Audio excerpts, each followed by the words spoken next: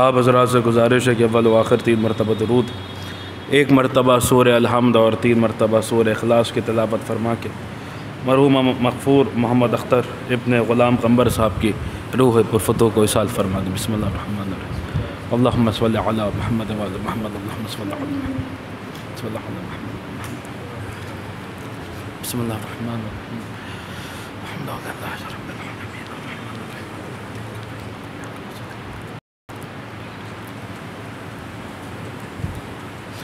بسم اللہ الرحمن الرحیم،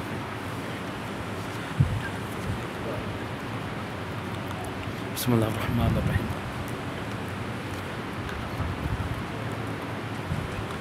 بسم اللہ الرحمن الرحیم،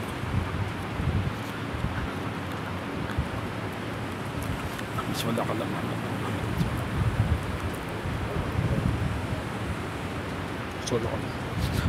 فاتحہ۔ بسم اللہ الرحمن الرحیم، اللہم صلی علی محمد،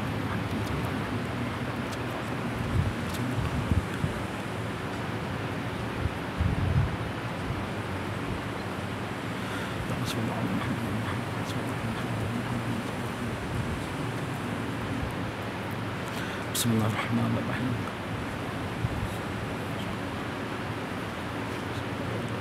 اللہم صلی علی محمد،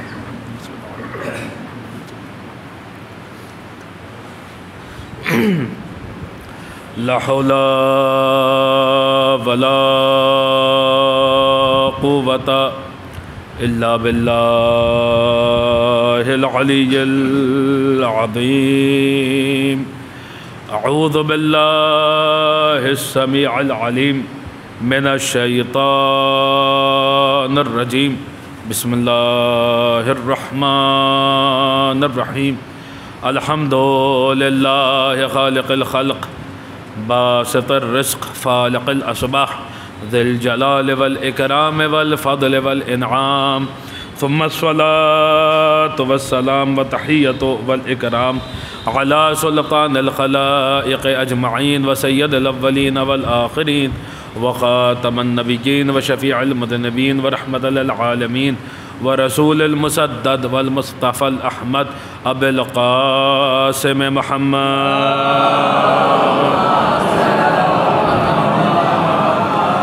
وآلہ الطیبین الطاہرین المعصومین المظلومین المنتجبین المنتخبین المیامین الہادین المہدیین الذین اذهب اللہ عنہم الرجس وطہرہم تطہیرا،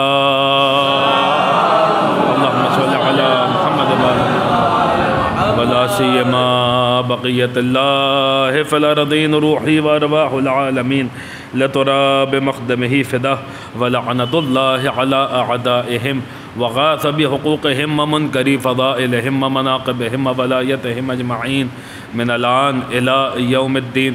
القول منی فی جمیع الاشیاء قول آل محمد علیہم الصلاة والسلام فیما سروا وما اعلنوا فیما بلغنی عنہم وما لم یبلغنی، اما بعد فقد قال اللہ عز وجل واللہ اخرجکم من بطون امہاتکم لا تعلمون شیئا، صلوات پڑھتے پر محمد اللہم صلی علی محمد۔ اس مجلس اعزاء کی قبولیت کے لیے، معصومین کی تشریف آوری کے لیے، اس کی روحانیت میں مزید اضافے کے لیے اور مرحوم کے درجات میں بلندی کے لیے دل کی گہرائیوں سے ایک بلند ترین صلوات ارشاد فرما دے بر محمد، اللہم صلی علی محمد وآل محمد۔ عزیزان گرامی قدر،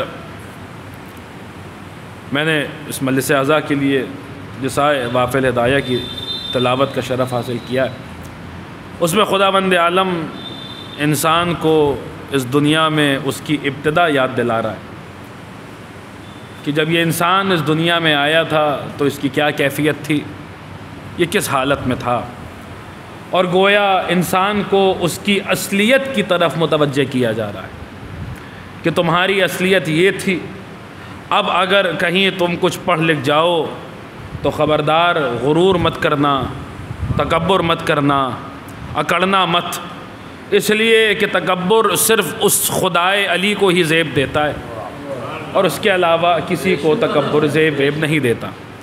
ارشاد رب العزت ہو رہا ہے، تمام انسانوں سے قرآن خطاب کر رہا ہے اور خطاب کر کے کہہ رہا ہے واللہ اخرجکم من بطون امہاتکم لا تعلمون شیئا، اور اللہ نے تمہیں جب تمہاری ماؤں کے بطون سے خارج کیا، جب تمہیں اس دنیا میں ظاہر کیا تو تمہارا کیا حال تھا، تم کس کیفیت میں تھے؟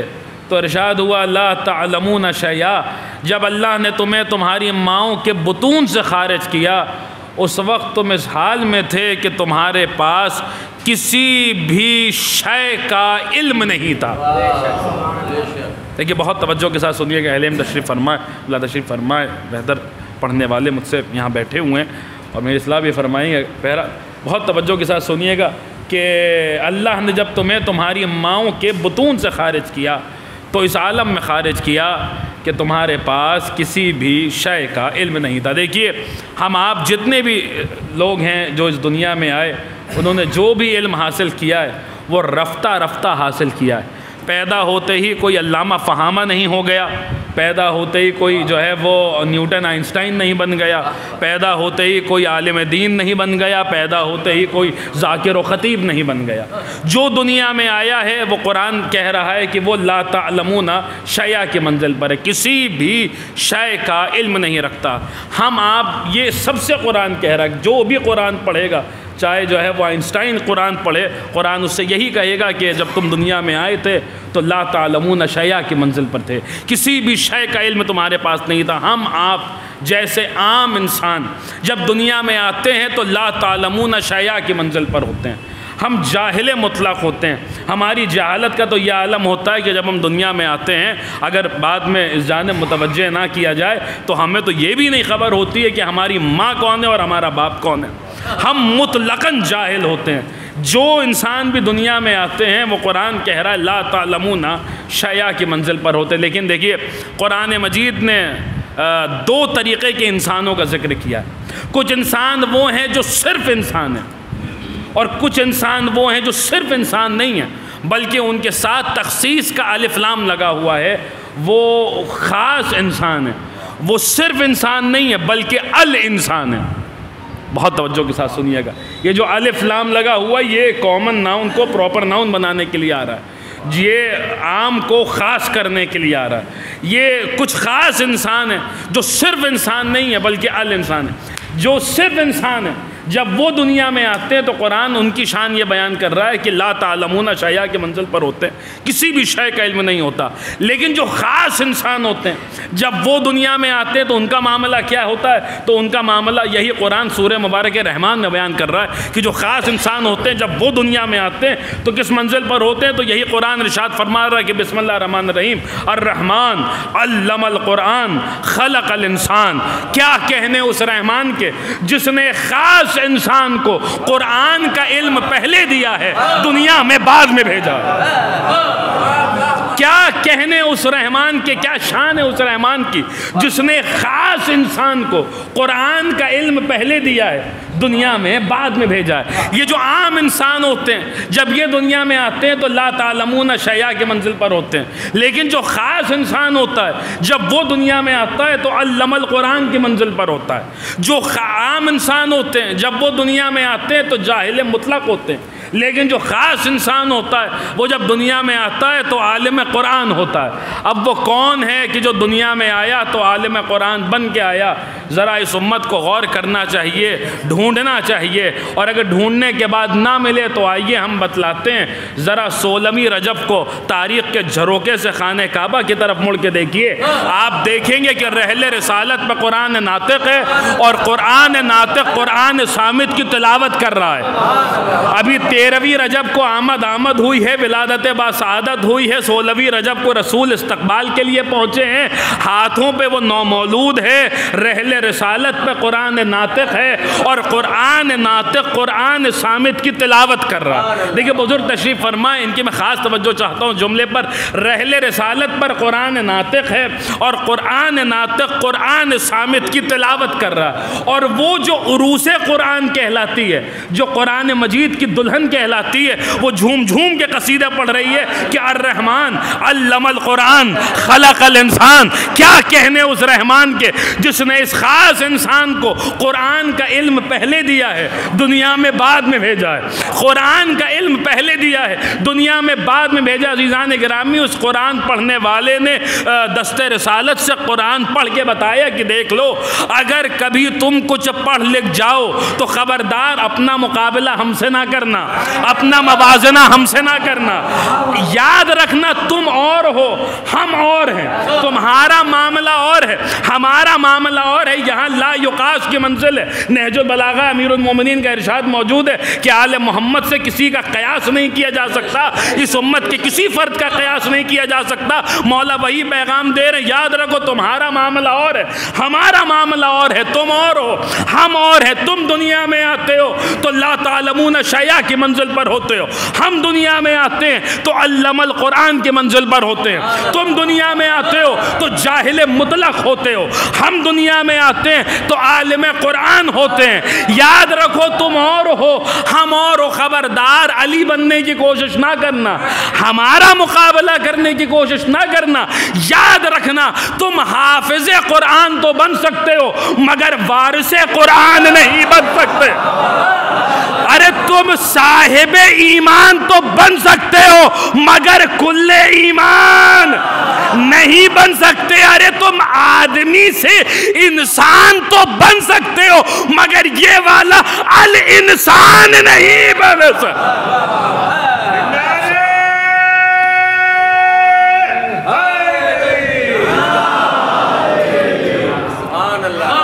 دیکھیے یہ بھی یہاں چونکہ میں یہ اس بات پر مکمل ایمان ہے اور اس پر اعتقاد، اور یہ ہونا بھی چاہیے کہ ممبر سے جو ہے وہ بات بہت بین دلائل کے اعتبار سے بڑی مضبوط ہونی چاہیے۔ میں یہاں پر اپنی مرضی سے صرف آپ سے نعرہ لگوانے کے لیے یا اپنا نقطہ پہنچانے کے لیے آپ حضرات کی خدمت میں نے یہ بات نہیں عرض کی ہے۔ خداوند عالم نے ارشاد فرمایا اور شیخ صدوق نے جو ہے وہ اپنی اعمالی میں اس روایت کو نقل کیا، حدیث قدسی ہے کہ اعلان قدرت ہو رہا ہے کہ خداوند عالم نے فرمایا من فسر القرآن برایہ ما من نبی۔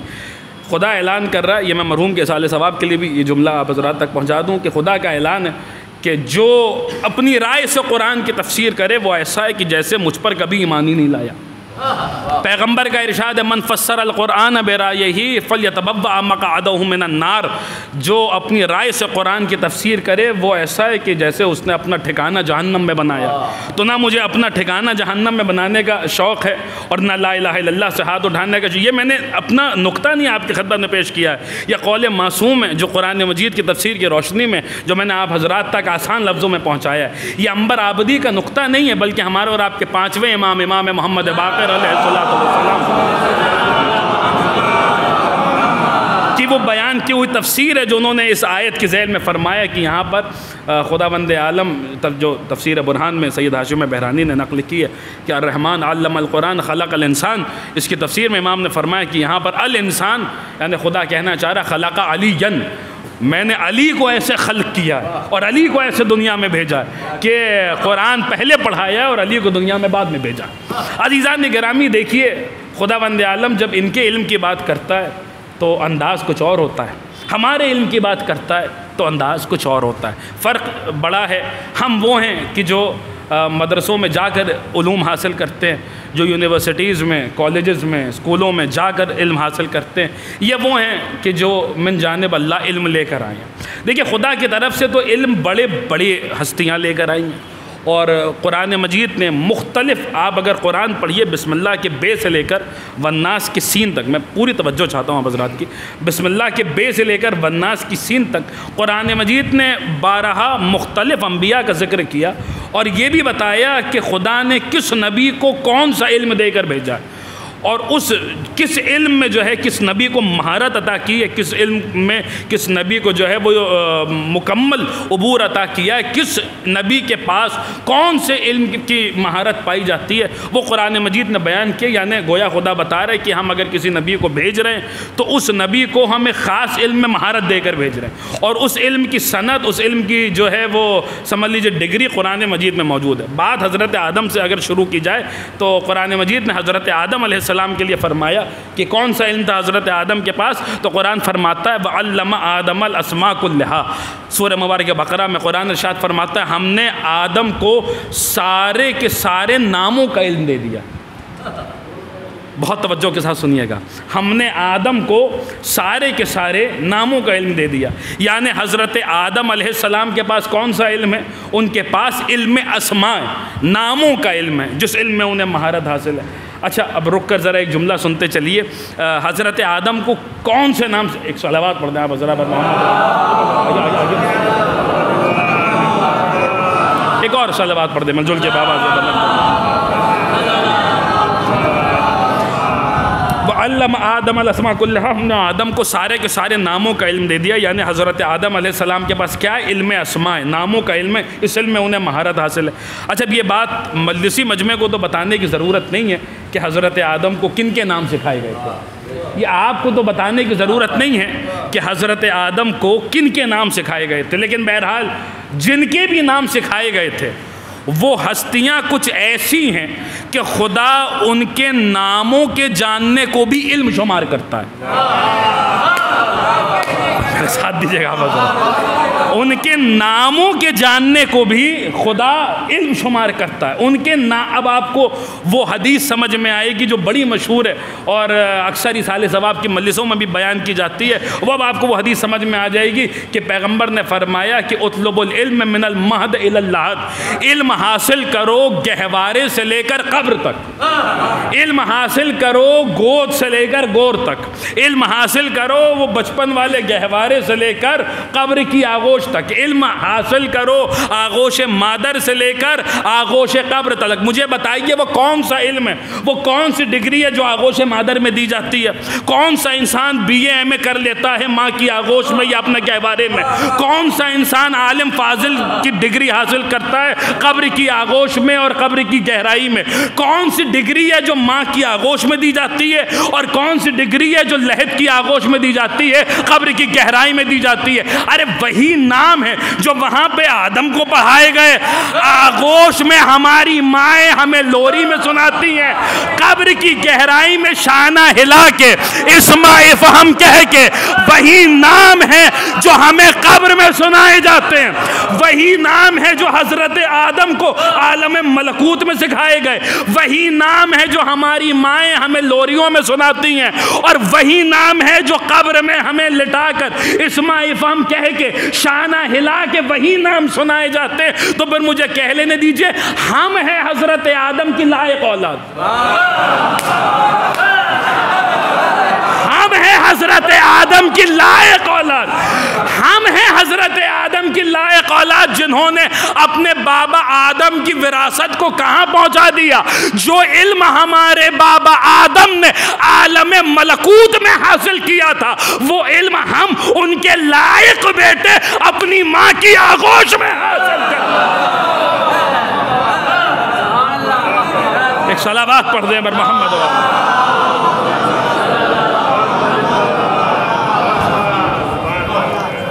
تو حضرت آدم علیہ السلام کے پاس کون سا علم ہے؟ علم اسماء، ناموں کا علم، ڈگری سند قرآن مجید میں موجود ہے۔ اسی طریقے سے بات آگے بڑھی، قرآن مجید حضرت سلیمان علیہ السلام کے لیے کہتا ہے کہ وَعُلِّمْنَا مَنْطِقَ الطَّيْرِ، ہم نے سلیمان کو پرندوں سے بات چیت کا علم دیا ہے۔ بہت توجہ، ہم نے سلیمان کو پرندوں سے بات چیت کا علم دیا، علم میں منطق الطیر عطا کیا، یعنی حضرت سلیمان علیہ السلام کو کس علم میں مہارت حاصل ہے؟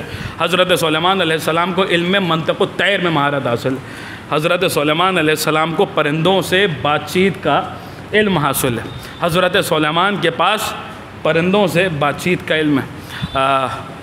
ایک جملہ رک کر اس پر بھی سنتے چلیے، سلیمان کے لیے قرآن کہہ رہا ہے کہ پرندوں سے بات چیت کا علم ہے۔ امیر المومنین تشریف فرمائیں، ساتھ میں قمبر موجود ہے، اصحاب کچھ بیٹھے ہوئے ہیں اور کچھ منافقین بھی بیٹھے ہوئے تھے، کچھ پرندوں کا گزر ہوا، مولا کے پاس سے کچھ پرندوں کا گزر ہوا، مولا نے لوگوں کی طرف دیکھا، دیکھ کر کہا جانتے ہو یہ پرندے کیا کہہ رہے ہیں؟ کہہ رہے ہیں ہمیں تو نہیں معلوم کہ پرندے کیا کہہ رہے ہیں۔ مولا نے فرمایا یہ مجھ پر اور تم پر سلام کہہ رہے ہیں، یہ مجھے بھی سلام کر رہے ہیں، تمہیں بھی سلام، اور میرے چاہنے والوں کو بھی، مفہوم عرض کر رہا ہوں روایت کا، سلام کر رہے ہیں۔ تو منافقین کے دلوں میں آیا کیا علی پرندوں کی بات چیت بھی جانتے ہیں؟ ابھی یہ بات دل میں آئی تھی کہ علی چاہتے تو خود پرندوں کو آواز دے سکتے تھے، لیکن علی بتا رہے کہ دیکھو علی تو علی ہے، زمانہ پہلے علی کے غلاموں کو تو سمجھے. مولا چاہتے تو خود پرندوں کو آواز دے سکتے تھے، لیکن مولا نے خود آواز نہیں دی. مولا نے کہا قمبر ذرا ان پرندوں کو آواز تو دینا، ذرا ان پرندوں کو بلانا، ان سے کہو کہ تمہیں وہ بلا رہا ہے جو اللہ کا بندہ ہے اور رسول اللہ کا بھائی ہے. قمبر نے پرندوں کو بلایا، پرندوں کو آواز دی اور پرندے قمبر کی آواز پہ لبیک کہتے وہ چلے آئے. لیجئے صاحب، قمبر یعنی ثابت ہوا کہ جو علم حضرت سلیمان کے پاس ہے وہی علم حضرت قمبر کے پاس ہے، علی کے اس غلام کے پاس ہے. ماننا پڑے گا علی کے اس میں حیرانی کی کون سی بات ہے؟ ارے بھیا، جو سلیمان کا استاد ہے وہی قمبر کا استاد ہے، جس نے سلیمان کو پڑھایا ہے وہی قمبر کو پڑھا رہا ہے. بہرحال عزیزان گرامی، حضرت سلیمان علیہ السلام کے پاس کون سا علم ہے؟ علم منطق الطیر، پرندوں سے بات چیت کا علم. سند ڈگری قرآن مجید میں موجود ہے.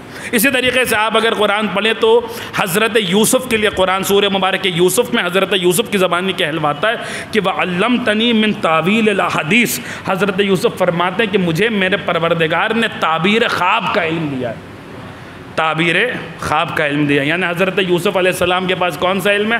علم تعبیر خواب ہے. انہیں اس علم میں مہارت حاصل ہے، علم تعبیر خواب میں. اسی طریقے سے آپ قرآن پڑھیے تو حضرت خضر علیہ السلام کے لیے قرآن کہتا ہے کہ وَعَلَّمْنَاهُ مِن لَدُنَّا عِلْمًا. ہم نے انہیں علم لدنی عطا کیا. یعنی حضرت خضر علیہ السلام کے پاس کون سا علم ہے؟ علم لدنی ہے. ان کے پاس کون سا علم ہے؟ علم لدنی میں انہیں مہارت حاصل ہے. یعنی حضرت آدم کو علم اسماء میں مہارت حاصل ہے، جناب سلیمان کو علم منطق الطیر میں کمال حاصل ہے، حضرت یوسف کو علم تعبیر خواب میں کمال حاصل ہے، حضرت خضر علیہ السلام کو علم لدنی میں کمال حاصل ہے. ہم نے ان ساری آیتوں کو جمع کیا اور جمع کر کے کہا آدم کے پاس علم اسماء ہے، سلیمان کے پاس علم منطق الطیر ہے، یوسف کے پاس علم تعبیر خواب ہے، خضر علیہ السلام کے پاس علم لدنی ہے. یعنی اگر ہمیں علم اسماء سیکھنا ہے تو ہمیں حضرت آدم کے پاس جانا پڑے گا. اگر پرندوں سے بات چیت کا ہنر سیکھنا ہے تو حضرت سلیمان کے پاس جانا پڑے گا. اگر ہم بھی تعبیر خواب سیکھنا چاہتے ہیں تو حضرت یوسف کے پاس جانا پڑے گا. اگر ہم علم لدنی سے فیضیاب ہونا چاہتے ہیں تو حضرت خضر علیہ السلام کے پاس جانا پڑے گا. ہم نے کہا خدایا فلاں علم کے لیے فلاں کے پاس جائیں، فلاں علم کے لیے فلاں کے پاس جائیں، فلاں علم کے لیے فلاں کے پاس جائیں.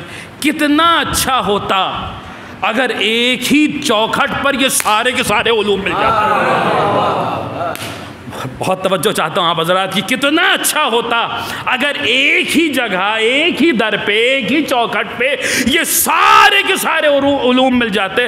تو قرآن، وہی قرآن جو اب تک بتا رہا تھا کہ کون سے نبی کے پاس کون سا علم ہے، وہی قرآن ہم سے کہہ رہا ہے کہ دیکھو پریشان نہ ہو، ہم ایک در تمہیں ایسا دکھلا رہے جہاں یہ سارے کے سارے علوم جمع ہو جا رہے ہیں. وہی قرآن ہمیں بتا رہا ہے جو اب تک بتا رہا تھا کہ آدم کے پاس علم اسماء ہے، سلیمان کے پاس علم منطق الطیر ہے، یوسف کے پاس علم تعبیر خواب ہے.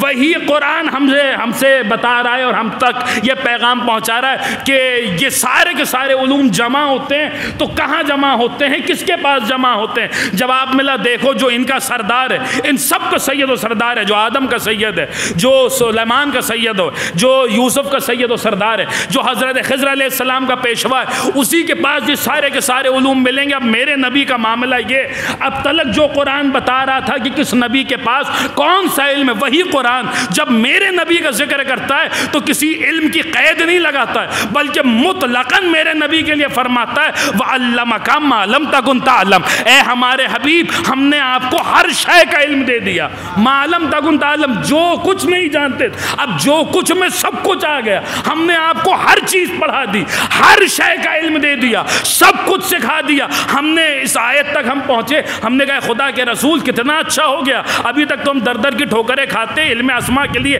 آدم کے پاس جاتے، علم تعبیر خواب کے لیے یوسف کے پاس جاتے، علم منطق الطیر کے لیے سلیمان کے پاس جاتے. اے خدا کے رسول، قرآن نے ہمیں آپ کا در دکھلا دیا ہے، آپ کے بارے میں بتا دیا کہ وَعَلَّمَكَ مَا لَمْ تَكُنْ تَعْلَمْ، ہر علم آپ کی ذات میں جمع ہو گیا ہے. ہمیں اتنا بتا دیجئے کہ آپ اپنے علم کی خیرات بانٹتے ہیں تو کہاں سے بانٹتے ہیں، آپ اپنا علم عطا کرتے ہیں تو کہاں سے کرتے ہیں، آپ اپنا علم تقسیم کرتے ہیں تو کہاں سے کرتے ہیں. خدا کے رسول نے ہمارا سوال سنا، سوال سن کے کہا اگر تمہیں اس بارگاہ میں آنا ہے تو دیوار توڑ کے نہیں آ سکتے، اگر تمہیں یہاں پر آنا ہے تو چھت چیر کے نہیں آ سکتے، اگر تمہیں اس بارگاہ میں آنا ہے تو دروازے سے آنا پڑے گا، اگر تمہیں اس بارگاہ میں آنا ہے تو دروازے سے آنا پڑے گا، اگر تمہیں اس بارگاہ میں آنا ہے تو دروازے سے آنا پڑے گا۔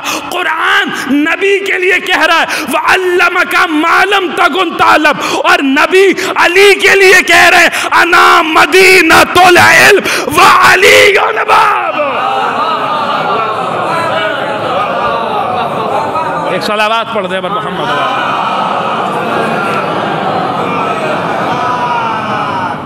اس سے بہتر صلوات پڑھیں بابا صاحب۔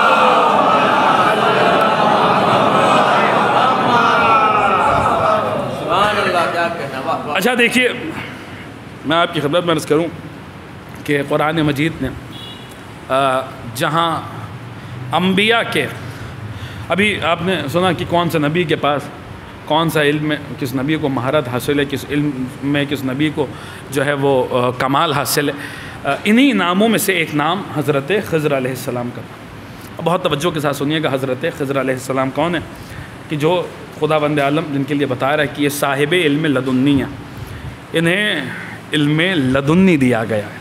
حضرت خضر علیہ السلام کے پاس کون سا علم ہے؟ علم لدنی ہے، خدا کی طرف سے علم عطا ہوا ہے۔ یہ کون ہیں؟ یہ وہ ہیں کہ جس وقت حضرت موسیٰ کو یہ ہوا کہ مجھ سے بڑا عالم کون ہے، وہ واقعہ آپ سب کا سنا ہوا قرآنی واقعہ آپ سب کو یاد ہوگا۔ حضرت موسیٰ کو یہ ہوا کہ مجھ سے بڑا عالم کون ہے، تو اللہ نے ان کے پاس بھیجا۔ تو قرآن شاہد ہے، قرآن گواہ ہے کہ حضرت موسیٰ جناب خضر علیہ السلام کے علم کی تاب نہ لا سکے۔ بہت توجہ، وہ آپ کا سنا ہوا واقعہ ہے، وہ ساری تفصیلات آپ بہتر جانتے ہیں، آپ سب کی سنی ہوئی، میں اس میں تفصیلات میں نہیں جا رہا، اب اشارہ کر رہا ہوں۔ حضرت موسیٰ علیہ السلام کو جب ہوا کہ مجھ سے بڑا عالم کون ہے، تو اللہ نے ان کے پاس بھیجا۔ اب سنیے گا، ہمارے اب یہ بات خالص ہے، مخصوص ہے مذہب آل محمد سے، جو میں اب آپ کی خدمت میں عرض کرنے جا رہا ہوں۔ ہمارے یہاں بڑے بڑے علماء نے لکھا، کتاب الاربعین سے لے کر بحار الانوار تک، میر داماد سے لے کر جو ہے وہ علامہ مجلسی تک، بڑے بڑے علماء نے اس روایت کو لکھا۔ یہی حضرت خضر علیہ السلام، ان کا گزر ایک مرتبہ ایک جگہ سے ہوا اور انہوں نے دیکھا کہ ایک دریا بہہ رہا ہے۔ بہت توجہ کے ساتھ سنیے گا، ایک دریا بہہ رہا ہے، دریا بھی ایسا کہ جس کی نہ ابتدا دکھائی دے رہی ہے نہ انتہا دکھائی دے رہی ہے۔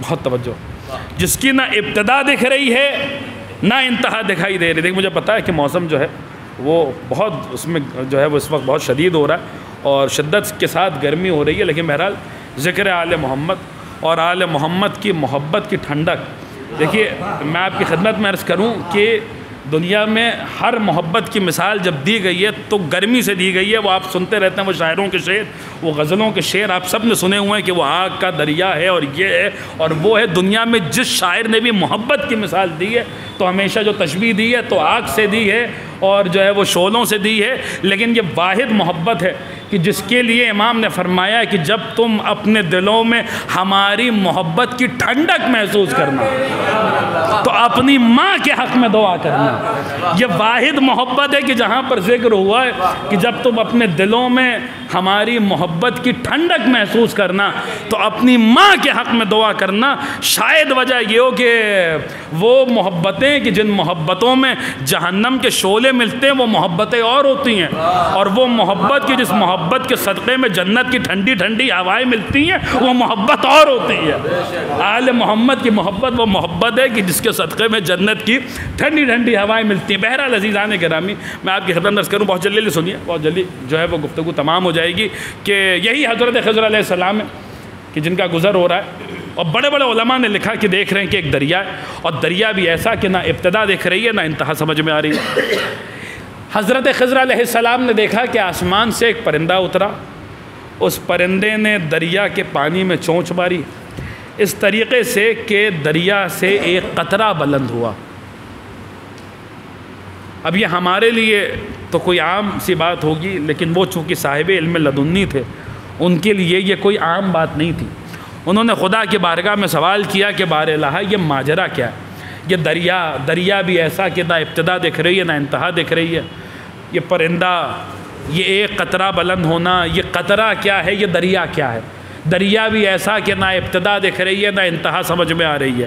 یہ دریا کیا ہے، یہ قطرہ کیا؟ یہ وہ ہیں کہ جن کے پاس حضرت موسیٰ کو بھیجا گیا جب حضرت موسیٰ کو یہ زوم ہوا کہ مجھ سے بڑا عالم اس وقت روئے زمین پہ کون ہے۔ اب سنیے گا، بڑے بڑے علماء نے لکھا کہ جب حضرت خضر علیہ السلام نے یہ سوال کیا تو جواب ملا، ایک طرف وہ دریا ہے کہ جس دریا کی نہ ابتدا دکھائی دے رہی ہے نہ انتہا سمجھ میں آ رہی ہے، اور دوسری طرف وہ قطرہ ہے کہ جو دریا سے جدا ہو کر خضر علیہ السلام کی نظروں کے سامنے آ رہا ہے۔ انہوں نے سوال کیا، بار الہ یہ کیا ماجرا ہے، یہ دریا کیا ہے، یہ قطرہ کی آواز قدرت ہے۔ اے خضر یاد رکھنا تمہارا علم آل محمد کے علم کے مقابلے پر ایسا ہی ہے جیسے یہ قطرہ اس دریا کے مقابلے پر۔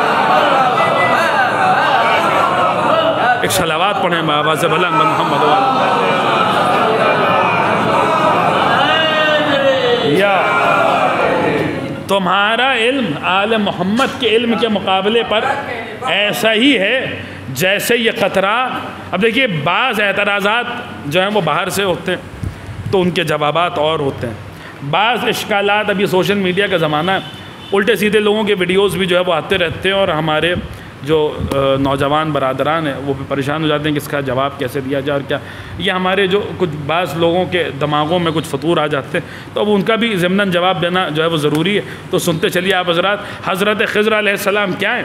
قطرہ ہیں۔ آل محمد کیا ہے؟ ایسا دریا کہ نہ ابتدا دکھ رہی ہے نہ انتہا سمجھ میں آ رہی ہے۔ دیکھیے آپ نے پتہ نہیں غور کیا یا نہیں کیا، میں جب جب ان کا نام لے رہا ہوں تو سلام کر رہا ہوں۔ کیوں سلام کر رہا ہوں؟ اس لیے کیونکہ فرمان معصوم موجود ہے، بصائر و درجات میں امام کا حکم موجود ہے کہ جہاں کہیں بھی حضرت خضر علیہ السلام کا ذکر ہو تو وہاں ان پر سلام کرو، اس لیے کیونکہ جہاں بھی ان کا ذکر ہوتا ہے یہ اس وقت اس جگہ موجود ہوتے ہیں۔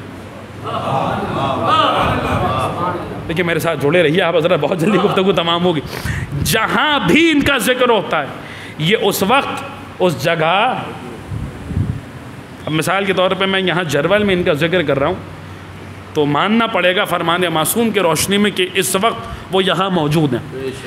اگر اسی وقت مثال کے طور پہ کوئی لکھنؤ میں ان کا ذکر کرے تو یہ وہاں بھی موجود ہے، اسی وقت فار ایگزامپل کوئی ایران میں ان کا ذکر کرے تو یہ وہاں بھی موجود ہے، اسی وقت اگر کوئی فرض کر لیجئے امریکہ میں ان کا ذکر کرے تو یہ وہاں بھی موجود ہے، اسی وقت فرض کر لیجئے کوئی انگلینڈ میں ان کا ذکر کرے یہ وہاں بھی موجود ہے۔ ایک ہی وقت میں دنیا بھر میں کتنے مقامات پر ان کا ذکر ہو رہا ہوگا؟ جہاں جہاں بھی ہو رہا ہوگا ماننا پڑے گا یہ وہاں وہاں موجود ہے۔ یہ کیا ہے؟ یہ قطرہ ہے۔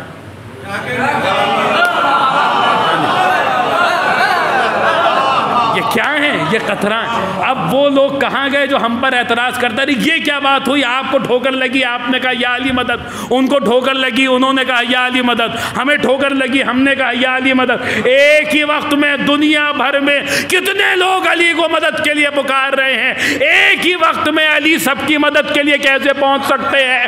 ارے بھائی ذرا غور کرو، ذرا عقل کے ناخون لو۔ آپ لوگ یہ تو اعتراض یہ جو ہے وہ بڑی بڑی باتیں کرتے اور فضائل سناتے ہیں، آپ تو حد سے بڑھ جاتے ہیں، علی کو حد سے بڑھا دیتے ہیں، آپ لوگ تو علی کو حاضر و ناظر بنا دیتے ہیں۔ تو انہی کی زبان میں ان کا جواب لے لیجئے کہ ذرا غور کرو، ذرا عقل کے ناخون لو۔ حضرت خضر علیہ السلام کی جن کے لیے کہا جا رہا جہاں بھی نام لیا جاتا ہے وہ اس وقت اس جگہ موجود ہوتے ہیں۔ یہ کیا ہے؟ یہ قطرہ ہے۔ میرا مولا کیا ہے؟ میرا مولا ایسا دریا ہے جس کی نہ ابتدا دکھ رہی ہے نہ انتہا سمجھ میں آ رہی ہے۔ غور کرو، وہ قطرہ ہو کے حاضر و ناظر ہو سکتے ہیں، ہمارا مولا دریا ہو کے حاضر و ناظر نہیں۔ ایک صلوات پڑھے بر محمد۔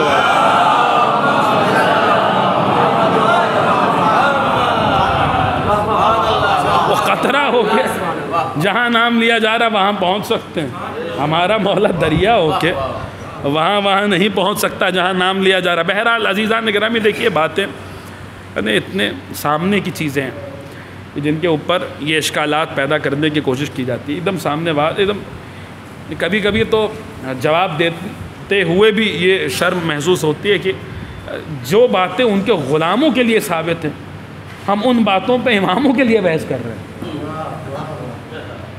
میں آپ کو ایک دم سامنے کی مثال دوں، آپ عریضہ ڈالتے یا نہیں ڈالتے؟ ڈالتے ہیں 15ویں شعبان کو، کس کا نام لے کے عریضہ ڈالتے ہیں؟ عریضہ کس کے سپرد کرتے ہیں؟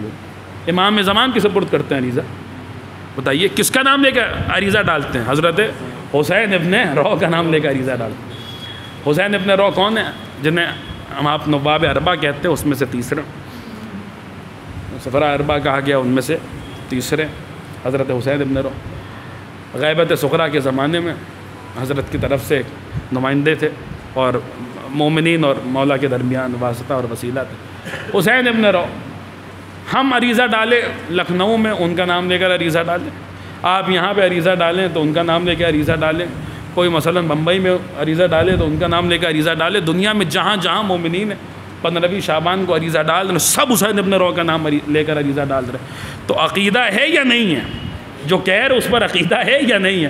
اگر عقیدہ نہیں ہے جو کہہ رہے ہیں تو پھر تو بات یہ ہوگی کہ زبان پہ کچھ ہے اور عمل میں کچھ ہے۔ نام لے رہے ہیں حسین ابن رو کا اور عقیدہ نہیں ہے کہ حسین ابن رو میرا عریضہ امام تک پہنچا رہے ہیں، تو بھئی اسی کو تو منافقت کہتے ہیں، اسی کو تو ایک صلوات پڑھنے آپ حضرات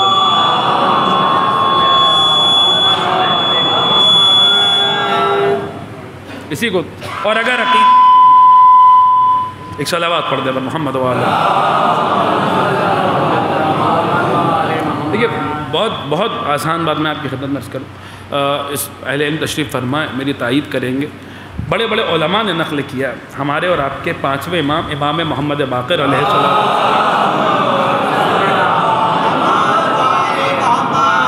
کہ ایک صحابی ہیں، میں نے بات کہی ہے وہ اسی کی دلیل پر، یہ بات اور سن لیجئے، جلدی گفتگو تمام ہو رہی ہے، کہ امام کے ایک صحابی ہیں، ان کا نام ہے جابر جوفی، 5ویں امام کے ایک صحابی ہیں جن کا نام ہے کیا؟ جابر جوفی۔ جابر جوفی کون ہے؟ جابر ابن عبداللہ انصاری اور ہیں، اور جابر جوفی اور ہیں۔ جابر جوفی کون ہے؟ 5ویں امام، نام کے بھی محمد ہیں اور ذات کے بھی محمد ہیں۔ تو اب اگر محمد ہیں تو ہر محمد کے ساتھ ایک سلمان ہوتا ہے، اور ہمارے 5ویں امام کے سلمان جناب جابر جوفی ہیں۔ یہ 5ویں امام کے سلمان ہیں، علماء نے لکھا ہے اور بڑے بڑے علماء نے لکھا ہے، اور اب اگر کتب رجال اٹھائیے تو سمجھ میں آئے گا کہ جابر جوفی کیا ہے۔ میں صرف اس بات کو ثابت کرنے کے لیے کہ جو باتیں ان کے غلاموں کے لیے ثابت ہیں، ان باتوں پر ہم ائمہ کے لیے بحث کرتے ہیں۔ بہت توجہ کے ساتھ سنیے گا، یہ ما حصل ہے نتیجہ ہمارے اس پوری بحث کا، کہ حضرت جابر جوفی بہت بڑی شخصیت ہے، خود ان کا قول ہے، 2 روایتیں ہیں، ایک روایت کے مطابق 70,000 اور دوسری روایت کے مطابق 90,000۔ وہ فرماتے ہیں کہ 70,000 یا 90,000 ایسی حدیثیں ہیں جو میں نے 5ویں امام سے سنی تو ہیں مگر کسی کو سنائی نہیں، کیونکہ کوئی اس لائق ملا ہی نہیں کہ اسے یہ باتیں بتائی جائیں، کوئی اس لائق ملا ہی نہیں۔ وہ خود کہتے تھے کہ میں امام کے پاس آیا، میں نے کہا مولا آپ کے علوم کا جو سمندر ہے وہ میرے سینے میں موجیں مار رہا ہے، میں کیا کروں؟ کوئی اہل مل نہیں رہا، کوئی جو ہے وہ کس کو یہ سناؤں؟ آپ نے منع کیا تو امام نے فرمایا کہ جابر صحرا میں چلے جاؤ، گڑھا کھودو اپنے ہاتھوں سے اور وہ کرو جو امیر المومنین کرتے تھے، گڑھے میں سر ڈال کر جو ہے وہ کہو کہ حدثنی محمد ابن علی، مجھ سے بیان کیا محمد ابن علی نے مجھ سے بیان کیا میرے 5ویں امام نے، لیکن خبردار ہمارے جو اسرار ہے وہ نااہل تک مت پہنچانا۔ یہ ہے جابر جوفی کہ 70,000 یا 90,000 ایسی حدیثیں جو امام سے سنی مگر کسی کو سنائی نہیں۔ اب بہت توجہ کے ساتھ سنیے گا، بڑے بڑے علماء علم رجال نے یہ بات لکھی ہے جابر کے لیے کہ جابر کوفے میں موجود تھے، کسی بندے نے جابر جوفی سے آ کر کہا کہ جابر ہمیں امام کی زیارت کرنی ہے۔ جابر نے کہا امام کی زیارت کرنی ہے تو کیا مسئلہ، جاؤ اور جا کے کر لو امام کی زیارت۔ کہتے جابر کیسی باتیں کر رہے ہو، امام مدینے میں، ہم یہاں کوفے میں، کیسے امام کی زیارت کر لیں گے؟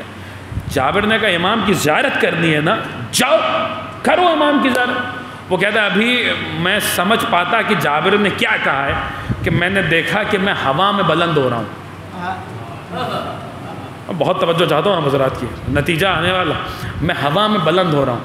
اس سے قبل کہ مجھے سمجھ میں آتا کہ جابر نے میرے ساتھ کیا ہے کہ میں نے محسوس کیا میں ہوا کے تھپیڑے کھا رہا ہوں، اور جو ہے اس سے پہلے کہ بات سمجھ میں آتی میں نے کیا دیکھا کہ میں مدینے میں موجود ہوں۔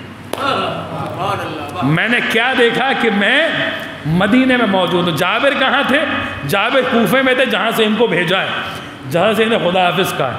وہ کہتے ہیں اب جو میں مدینے میں پہنچا تو میں نے کیا دیکھا، جابر سامنے کھڑے مسکرا رہے ہیں۔ جابر کہاں تھے؟ کوفے میں تھے۔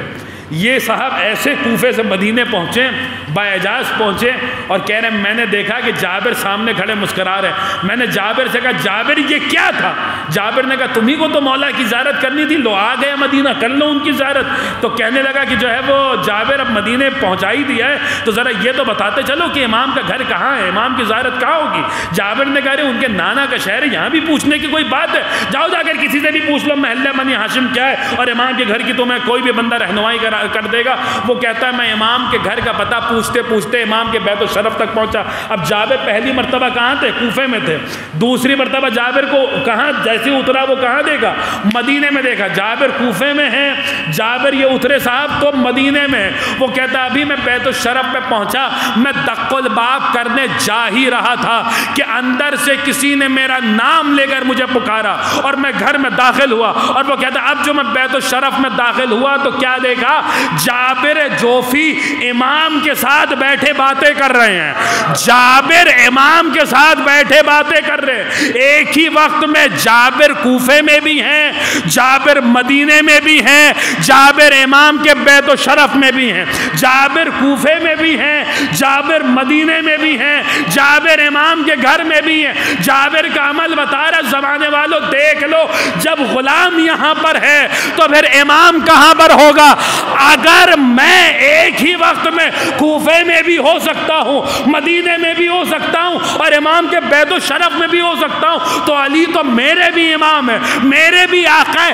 اگر کوئی تم سے بیان کرے کہ علی ایک وقت میں 40 جگہ موجود تھے تو خبردار شک نہ کرنا، خبردار اعتراض نہ کرنا، ہمیں دیکھنا جب غلام یہاں پر ہے تو امام کہاں پر ہوگا؟ جب غلام یہاں پر ہے تو اب جملہ آپ کی نظر کر رہا ہوں، جس طریقے سے سننا چاہیے گا سن لیجئے گا۔ جب غلام یہاں پر ہے تو امام کہاں پر ہوگا؟ ارے وہ تو کہیے کہ علی کو 40 نے بلایا تھا، وہ تو کہیے کہ علی کو 40 ہی نے دعوت دی تھی، وہ تو کہیے کہ علی کو 40 ہی نے دعوت دی تھی۔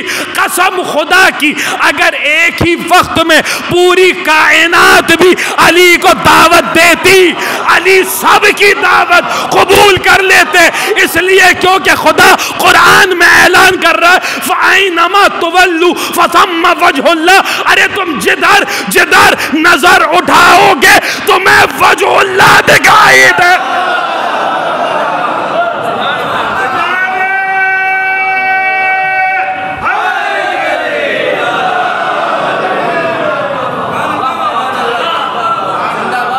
ایک صلوات پڑھ دیں آپ حضرات۔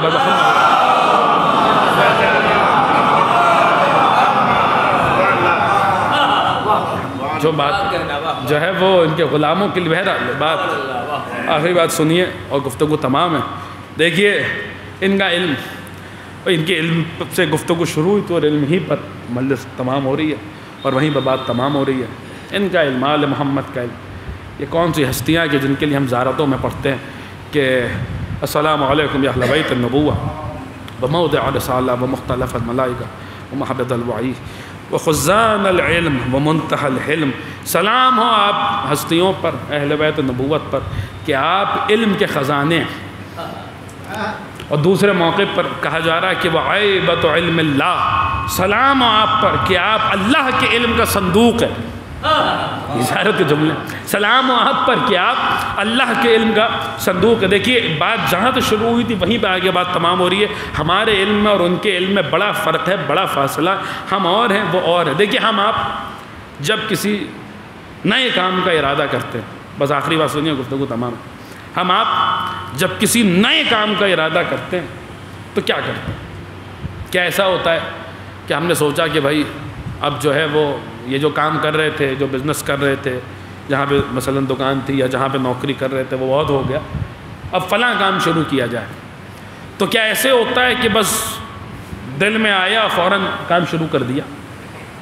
ایسے ہوتا ہے؟ ایسے نہیں ہوتا۔ ہم آپ جب بھی کسی نئے کام کا ارادہ کرتے ہیں تو اس سے پہلے غور کرتے ہیں، غور و فکر کرتے ہیں، اچھے سے سوچتے ہیں کہ آیا یہ مناسب رہے گا نہیں رہے گا، بہتر رہے گا نہیں رہے گا، میرے لیے میرے حق میں بہتر رہے گا نہیں رہے گا۔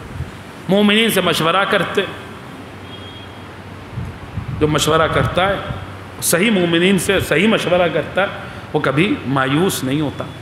مومنین سے مشورہ کرتے کہ بھائی بتاؤ یہ کام شروع کرنے جا رہے ہیں، میرے لیے مناسب رہے گا نہیں رہے گا، اور مومنین اسے اپنا شرعی فریضہ سمجھتے ہوئے صحیح مشورہ دیتے ہیں کہ ہاں یہ تمہارے لیے بہتر رہے گا یا نہیں رہے گا۔ 10 لوگوں سے پوچھتے پاچھتے مشورہ کرتے ہیں، جو قابل اعتماد افراد ہیں ایسوں سے مشورہ کرتے ہیں۔ پھر ہوتا ہے تو استخارہ کرواتے، جناب کے پاس آتے کہ قبلہ ذرا استخارہ کر دیجئے، ہم فلاں کام کرنے جا رہے ہیں، اللہ کی مرضی بھی دیکھ لیں کہ کیا، تو وہ استخارہ کر دیتے ہیں۔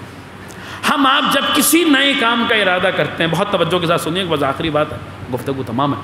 ہم آپ جب کسی نئے کام کا ارادہ کرتے ہیں تو پہلے سوچتے ہیں، اچھے سے غور و فکر کرتے ہیں، اور پھر اس نئے کام کی ابتدا کرتے ہیں۔ لیکن آپ پڑھیے نہج البلاغہ، اور زمانہ آئے اور نہج البلاغہ پڑھے، اور پوری نہ بھی پڑھ پائے تو کم سے کم پہلا ہی خطبہ پڑھ لے، جہاں امیر المومنین خلقت کائنات کا ذکر کر رہے ہیں۔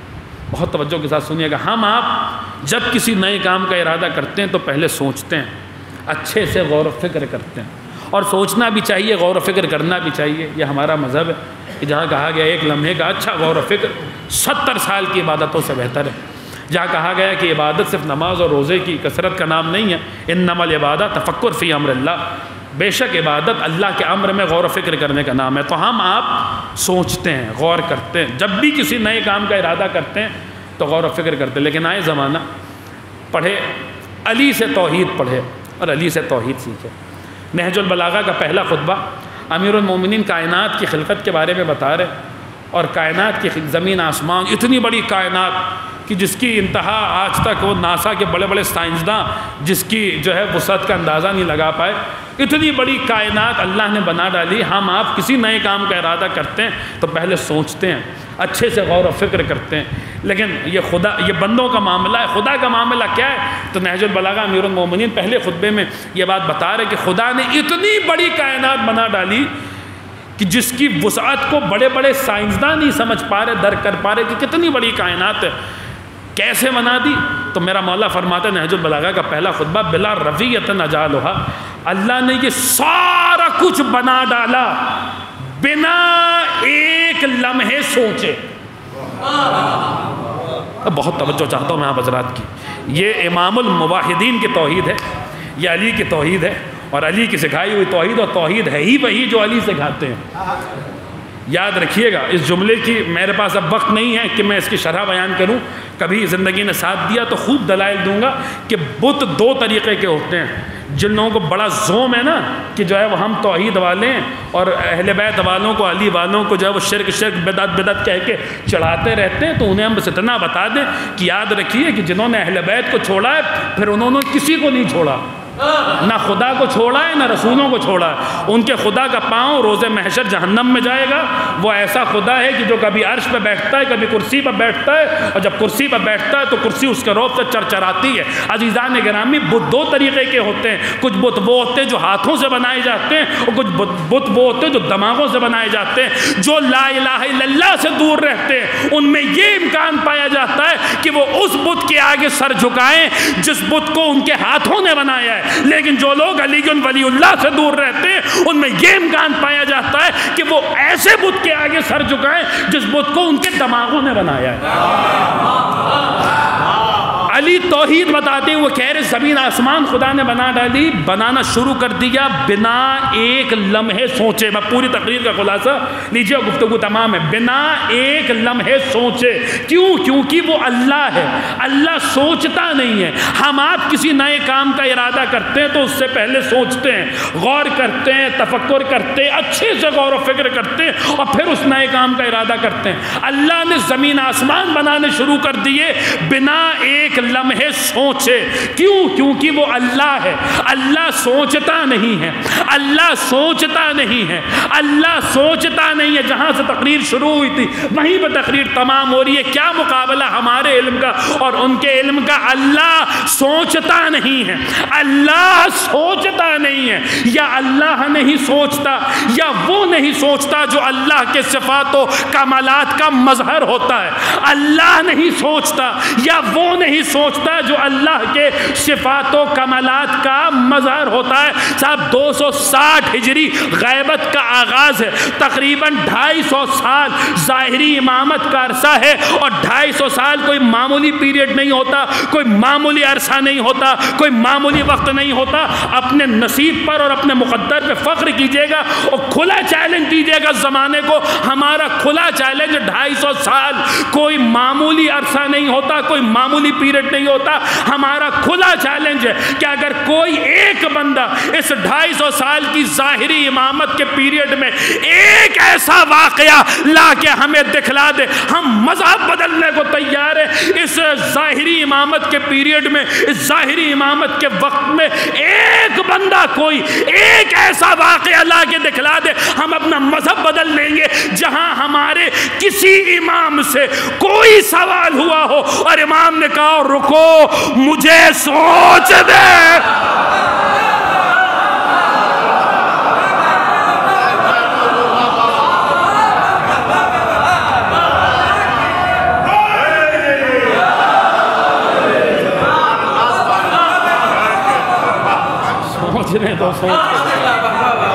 یہاں تو معاملہ یہ ہے کہ میدان میں تلوار چل رہی ہے.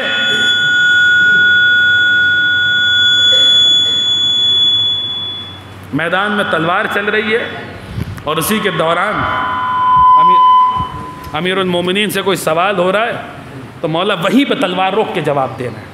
علی وضو کر کے مصلی کی طرف بڑھ رہے ہیں, راستے میں سوال ہو رہا ہے تو علی وہیں پر رک کے جواب دے رہے ہیں. علی ممبر سے خطبہ ارشاد فرما رہے ہیں, سامعین میں سے کوئی خطبے کے دوران سوال کر لے رہا ہے تو مولا اپنے خطبے کو روک کر وہیں پہ جواب دے رہے ہیں. کیوں؟ کیونکہ نہ جلی سوچتا ہے نہ علی سوچتا ہے. یہ اللہ کے علم کا صندوق ہیں. یہ وہ ہیں کہ جنہیں خدا نے اپنا علم عطا کیا, اور یہاں پر یہ معاملات نہیں. اور بہرحال عزیزان کرام گفتگو تمام ہو گئی. علی ابن جعفر ہمارے اور آپ کے چھٹے امام جعفر صادق علیہ السلام. ابھی امام کا نام نامی آیا ہے, اسم گرامی آیا ہے, ہمارے خلیق بھائی کا حکم بھی ہے, وہ اعلان بھی ہو جائے آپ کے میر گنج میں انشاءاللہ اسی پیر سے سہ روزہ مجالس کا جو سالانہ مجالس ہوتی ہیں ان کا انعقاد کیا جا رہا ہے. انہی امام کی شہادت کے سلسلے میں, چھٹے امام کی شہادت کے سلسلے میں آپ حضرات کی خدمت میں گزارش ہے کہ کثیر تعداد میں ان مجلسوں میں بھی تشریف لائیں اور شرکت فرمائیں اور امام کا ذکر سنیے. چھٹے امام کے فرزند ہیں علی, امام کے ایک بیٹے ہیں ان کا نام ہے علی ابن جعفر, بہت بڑے فقیہ ہیں.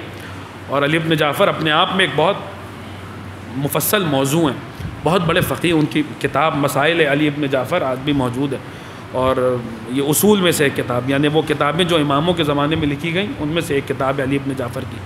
اور آپ پڑھیے گا تو آپ کو بہت لطف آئے گا کہ علی ابن جعفر یعنی امام کے بیٹے ہیں, فقیہ ہیں, مشہور زمانہ فقیہ ہیں.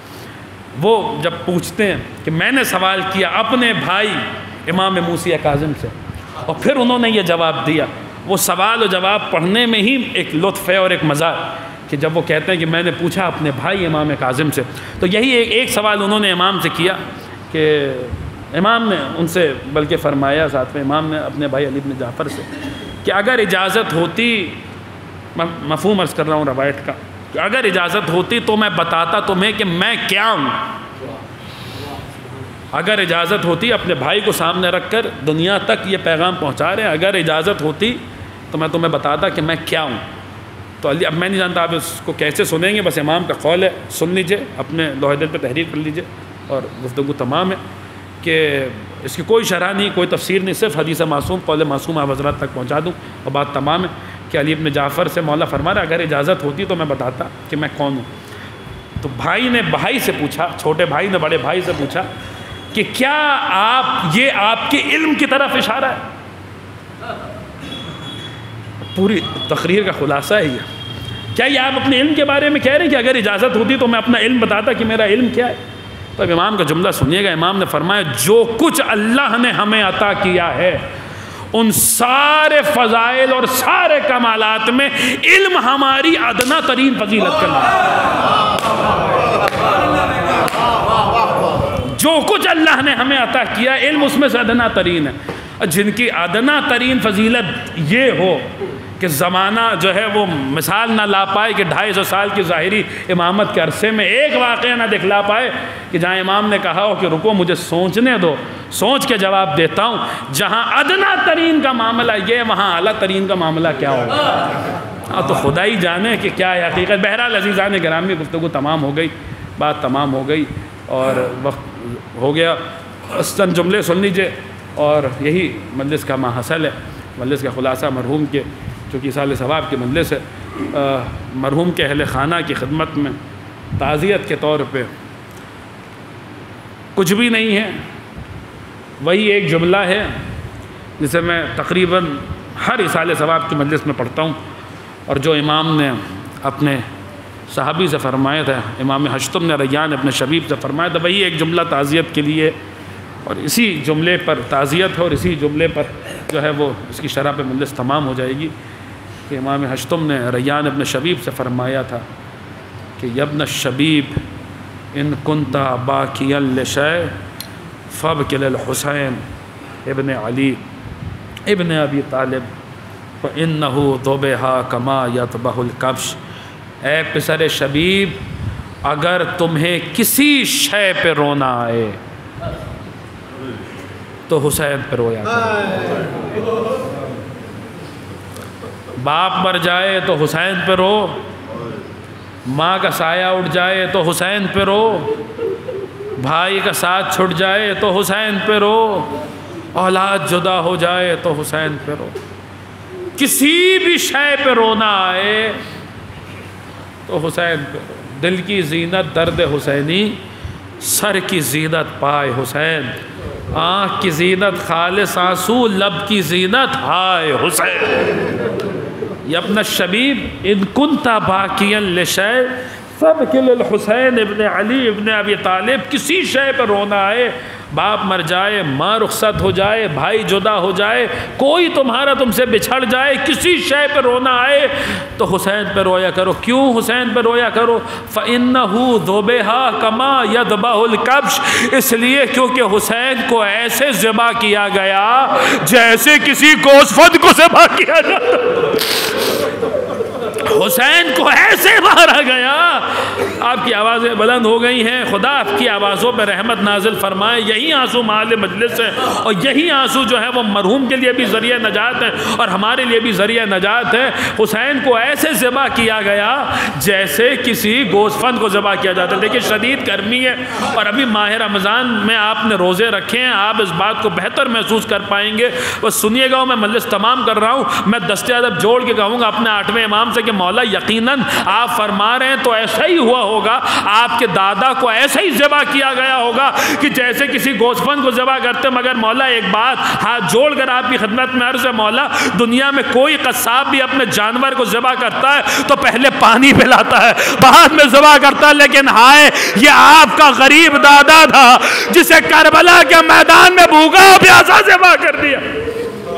اجرکم اللہ. عزیزان گرامی، یہی تو وہ مرثیہ ہے، یہی تو وہ مصیبت ہے کہ جب میرا زمانے کا امام ظہور فرمائے گا تو خانہ کعبہ کے پاس اپنے دادا کا مرثیہ پڑھے گا، اور اس مرثیے میں یہی جملہ ہوگا کہ میرا امام فرمائے گا یا اہل العالم ان جدی الحسین قتلوہ عطشانا. اے دنیا والوں، میں وہ ہوں جس کے دادا حسین کو کربلا کے میدان میں پیاسا مارا گیا.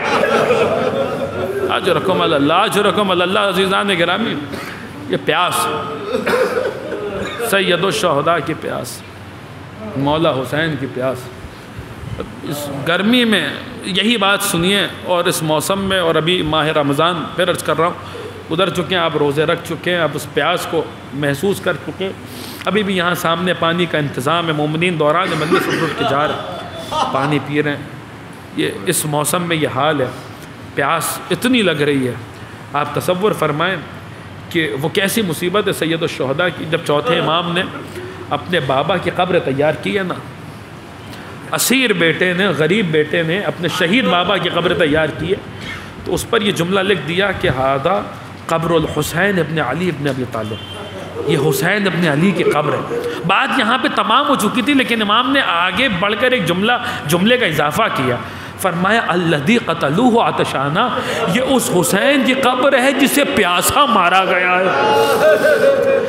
جسے پیاسا ذبح کیا گیا. عزیزان گرامی، آپ کے مولا نے آپ سے شرط وفا کے طور پہ ایک ہی چیز مانگی ہے، اور وہ کیا ہے؟ شیعتی ماہم شربتم مائی ازبن فذکرونی او سمعتم بے غریبن او شہیدن فندبونی.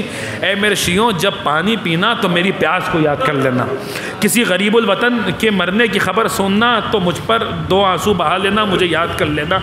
جب پانی پینا تو میری پیاس کو بس سنیے گا عزیزان گرامی، اور مجلس تمام ہے. یہ ایک مختصر سا بظاہر مختصر سا عمل ہے کہ جب بھی پانی پیے انسان تو مولا حسین کی پیاس کو یاد کرے اور مولا حسین کے قاتلوں پہ لعنت کرے.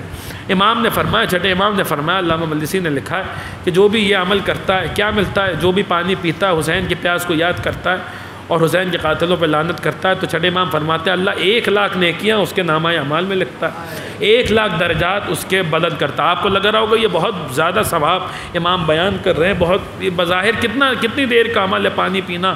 سنیے گا انشاءاللہ، جب یاد آئے گا، جب روئیں گے، قبر تک اور روز محشر تک رونے کے لیے جملے کافی ہیں. اسی پر مجلس تمام ہو جائے گی. جب یاد آئے گا آپ حضرات کو، جب روئیں گے کہ وہ کیا عالم تھا میرے مولا کی پیاس کا.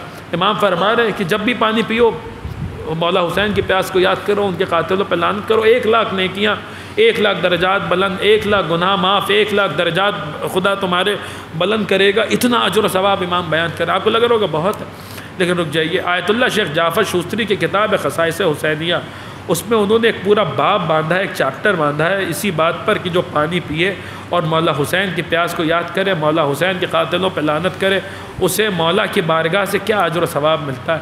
اس میں یہ ساری حدیثیں نقل کرتے ہیں، یہ سارا ثواب نقل کرتے ہیں. جو پانی پیے، حسین کی پیاس کو یاد کرے، حسین کے قاتلوں پہ لعنت کرے، 1,00,000 درجات بلند ہوتے ہیں، 1,00,000 نیکیاں نامہ اعمال میں لکھی جاتی ہیں، 1,00,000 خطائیں درگزر کی جاتی ہیں.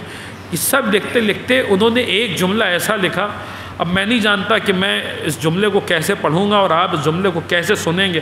جب میں نے کتاب میں پڑھا تھا نا، تو میں اس وقت اپنے آنسوؤں کو نہیں روک پایا تھا اور اپنے آنسوؤں پر ضبط نہیں کر پایا تھا. آپ بظاہر کتنا چھوٹا سا عمل ہے، کتنا وقت لگتا ہے، لیکن آل محمد کی کریمی ہے کہ بظاہر ایسے اعمال پہ بھی وہ ایسا اجر و ثواب عطا کرتے ہیں، ان کی بارگاہ سے ایسا اجر ملتا ہے.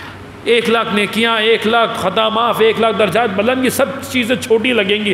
اگلے جملے پر وہ لکھتے ہیں کہ جو پانی پیے، اب اس سے بڑی بات نہیں ہو سکتی ہے، اسی پر مجلس تمام ہو جائے گی. فرماتے جو پانی پیے اور مولا حسین کی پیاس کو یاد کرے، مولا حسین کے قاتلوں پہ لعنت کرے، وہ ایسا ہے جیسے کہ اس نے حسین کے بچوں کو پانی پلایا. اب سوچتے رہیے گا اور روتے رہیے گا. ایسا ہے جیسے اس نے حسین کے بچوں کو، آپ سمجھے حسین کے بچوں کو پانی پلانے کا مطلب کیا ہے؟ حسین کے بچوں کو پانی پلانا یعنی اس علی اکبر کو پانی پلانا جو میدان سے یہ کہتا ہوا لوٹا تھا، بابا اگر تھوڑا پانی مل جائے تو میں انہیں بتاؤں کہ علی کا خون کیا ہوتا ہے، میں انہیں بتاؤں ہاشمی خون کیا ہوتا ہے. حسین کے بچوں کو پانی پلانا یعنی اس علی اصغر کو پانی پلانا جسے حسین اپنے ہاتھوں پہ لے کے میدان میں آئے تھے اور فرما رہے تھے اے میرے شیعوں، کاش تم ہوتے اور دیکھتے کہ میں اپنے بچے کے لیے کیسے پانی مانگ رہا تھا.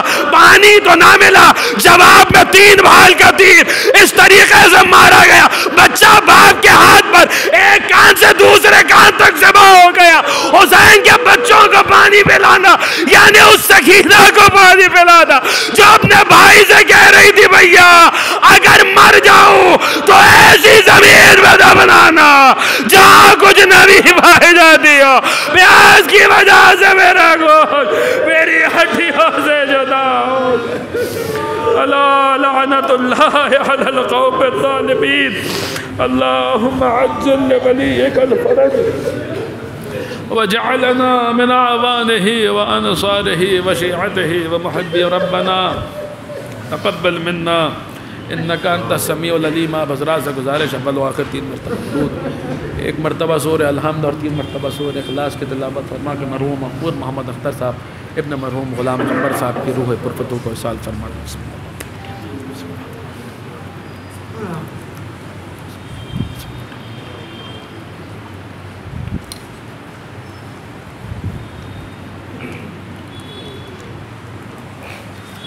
بسم اللہ الرحمن الرحیم.